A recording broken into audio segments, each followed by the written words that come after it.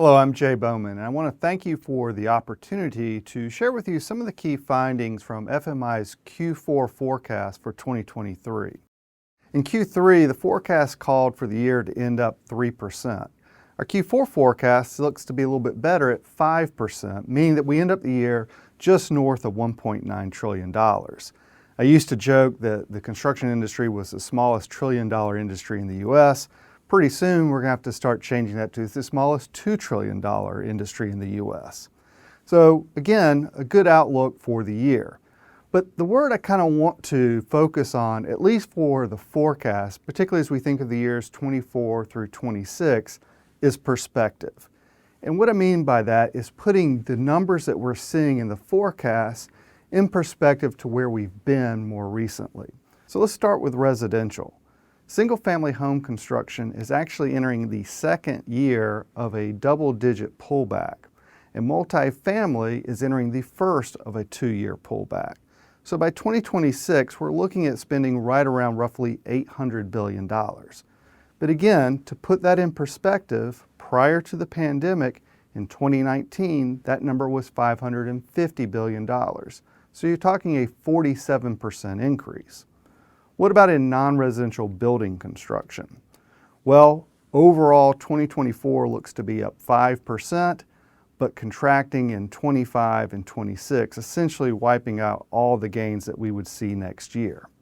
But it is a mixed bag. So for example, private developer-driven work is most likely to suffer, particularly things like lodging, office, and commercial. By comparison, transportation construction might be up over 20% over the next 3 years.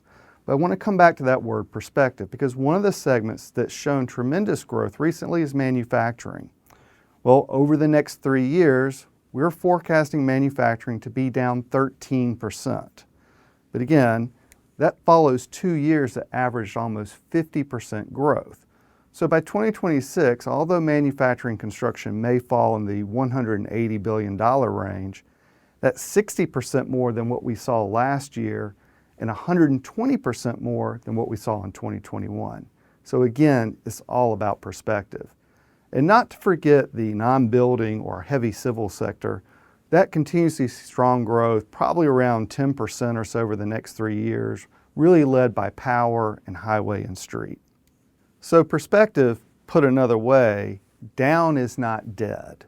In fact, when you remove the impact of inflation, 23 through 27 represent 5 of the 12 highest construction spending years since 1965. Several sentiment indices, including the ABI, FMI's Non-Residential Construction Index, and even the CERT Sentiment Index, all sort of suggest, in my opinion, this confidence in market stability more so than market strength. And that looks to be reflected in the forecast as well. And in markets like these, it really means you have to pay a lot of attention to your growth strategies, particularly if the market is not going to contribute much to that growth. To that end, I would recommend you download the full FMI report so you can see the differences not only by all the different segments that we cover, but also some of the different geographic markets. Better yet, contact one of our consultants or investment bankers to talk about the specific issues within your organization. Thank you very much.